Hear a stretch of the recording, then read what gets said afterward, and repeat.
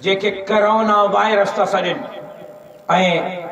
अल्लाह माफ़ फरमाए, अल्लाह माफ़ फरमाए।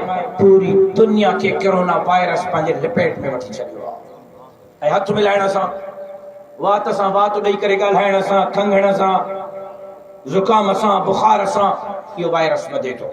ऐं उनजो अलामतूं इहे आहिनि, ज़ुकाम हूंदो, बुखार हूंदो, खंघ हूंदी। ऐं ख़तरो ज़ाहिर थो कयो वञे त इन मर्ज़ जे करे मुहतात अंदाज़े जे मुताबिक़ पूरी दुनिया में लखें माण्हुनि जे मरण जो ख़दशो पैदा थी वियो आहे। लखें माण्हू मरंदा। रसूलुल्लाह सल्लल्लाहु अलैहि वसल्लम जो फरमान आहे। साईं जन फरमायो जॾहिं ताऊन जो वबा आयो, ताऊन जो, साईं जन फरमायो त जंहिं इलाके में ताऊन आयो आहे, ताऊन वारा उतां न निकिरनि ऐं हितां माण्हू उन इलाके में न वञनि। एहतियाती तदाबीर हूं जेको रसूलुल्लाह सल्लल्लाहु अलैहि वसल्लम पाण अपनायूं। ताऊन वारनि खे साईं जन फरमायो त वबाई मर्ज़ आहे, ताऊन वारा ॿाहिरि न निकिरनि, ॿाहिरियां माण्हू उन इलाके में न वञनि। हे एहतियाती तदाबीर आहिनि, हे इस्लाम जे शरीयत जे ख़िलाफ़ न आहिनि, मनाफ़ी न आहिनि। मदीने जे मीर फरमायो अत्तहारतु निस्फुल ईमान, सफ़ाई अधु ईमान आहे। लिहाज़ा इन मामले में डॉक्टर जीअं चवनि था उन्हनि नसीहतुनि ऐं हिदायतुनि ते अमल कयो। डॉक्टर जीअं चवनि था अमल कयो। ज़िंदगी सभ खां क़ीमती आहे, ज़िंदगी बचाइण जे लाइ एहतियाती तदाबीर कयो। पंहिंजो पाण खे साफ़ सुथरो रखो, बुर्श कयो, ॾंदड़ कयो। हूअं बि जेको बुर्श कंदो, मां जे बुज़ुर्गनि मूंखे ॿुधायो त साईं जन फरमायो जेको बुर्श कंदो उनखे मौत जे वक़्तु कलमो नसीब थींदो। तव्हांजे वात मां ख़ुशबू अचणु घुरिजे, बदबू अचणु न घुरिजे। 5-5 ॾींहं थी था वञनि, विझो कोन था, रोज़ विझो। पंहिंजो पाण खे साफ़। हे मज़ाक जूं ॻाल्हियूं कोन्हनि, हे मां अहम ॻाल्हियूं थो कयां। शायदि मुंहिंजे पहिरियुनि तकरीरुनि ऐं मूंखां पोइ ईंदड़ मौलवियुनि जी तकरीरुनि में हीअ ॻाल्हि हिन वक़्तु अहम आहे।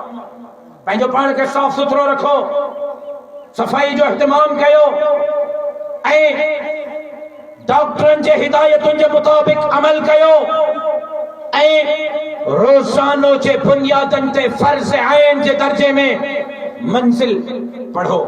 मंजिल पढ़ो, एक दफ़ो 100 दफ़ा सुबह जो या शाम जो 100 दफ़ा दुरूद शरीफ जी तस्बीह, अस्तग़फ़ार जी तस्बीह ऐं आयत करीमा ला इलाहा इल्ला अंत सुब्हानक इन्नी कुन्तु मिनज़ ज़ालिमीन, ला इलाहा इल्ला अंत सुब्हानक इन्नी कुन्तु मिनज़ ज़ालिमीन। सुबह या शाम जो 100 दफ़ा, एक दफ़ो 100 दफ़ा आयत करीमा जी तस्बीह, 100 दफ़ा अस्तग़फ़ार जी तस्बीह, 100 दफ़ा दुरूद जी तस्बीह ऐं मंजिल गॾु पढ़ो। हिकु डॉक्टरनि जे हिदायतुनि ते अमल कयो। ॿियो त पंहिंजो पाण खे साफ़ सुथरो रखो। टियों आयत करीमा, दुरूद ऐं इस्तग़फ़ार 100 मरतबा सुबह शाम पढ़ो ऐं उन सां गॾु मंजिल पढ़ो। ऐं बहैसियत सूबाई सेक्रेटरी जनरल जमीयत उलमा इस्लाम सूबे सिंध जे मां ऐलान करे रहियो हां, पंहिंजे सूबाई मजलिस आमला जे मुशावरत सां ऐं अमीर मरकज़िया क़ाइद जमीयत क़त्ल हुर्रियत ललकार इनक़िलाब मौलाना फज़लुर रहमान जे हुक्म जे तहत सूबाई मजलिस आमला जे मुशावरत सां मां ऐलान करे रहियो हां त सुभाणे 15 तारीख़ खां 31 तारीख़ ताईं, 15 मार्च खां 31 मार्च ताईं सूबे सिंध जे अंदर तमाम तंजीमी प्रोग्रामन, तमाम जलसन, जुलूसन, खत्म बुखारी जे तकारीब, नंढन वॾन प्रोग्रामन ते पाबंदी आयद करे रहियो हां। 15 ॾींहंनि जे लाइ सूबे सिंध में जमीयत उलमा इस्लाम जे झंडे जे तहत कंहिं बि क़िस्म जी काई सरगर्मी न हूंदी। वॾे में वॾी सरगर्मी इहा हूंदी त तव्हां पंहिंजनि घरनि में वेही करे तौबा कंदव, इस्तग़फ़ार कंदव, रुजू इलल्लाह कंदव, रुठल रब खे परचाईंदव। सुभाणे अॼु जा जेका जलसा आहिनि उहे शेड्यूल जे मुताबिक़ थींदा। सुभाणे 15 मार्च खां 31 मार्च ताईं तमाम यूसीस खां वठी सूबाई सतह ताईं इजलासात, तमाम जमीयत जा इजलासात, जमीयत जा प्रोग्राम, नंढा वॾा जलसा, नंढियूं वॾियूं कार्नर मीटिंगूं, जलसा, जुलूस मनसूख करण जो ऐलान करियां थो।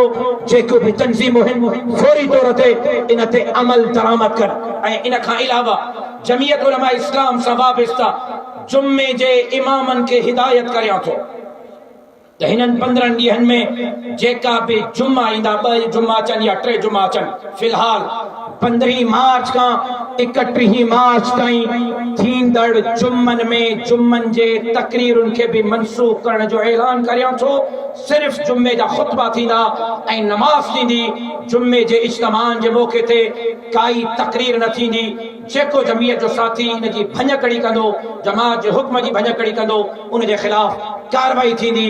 चूंकि एहतियाती तदाबीर आहिनि, शरीयत में इन जी काई ममानियत न आहे। बजाए इन जे जो सुभाणे पंहिंजनि प्यारनि खे कुल्हनि ते खणी हॉस्पिटलुनि में तरबतर फिरंदा वरितऊं, इन खां बहितर आहे त 15 ॾींहंनि जो एहतियात कजे। इन एहतियात में जेकॾहिं इंसाननि जूं जानियूं बचनि थियूं त मां सम्झां थो त इहो फ़ैसिलो दुरुस्त आहे, इहो फ़ैसिलो ख़राब न आहे।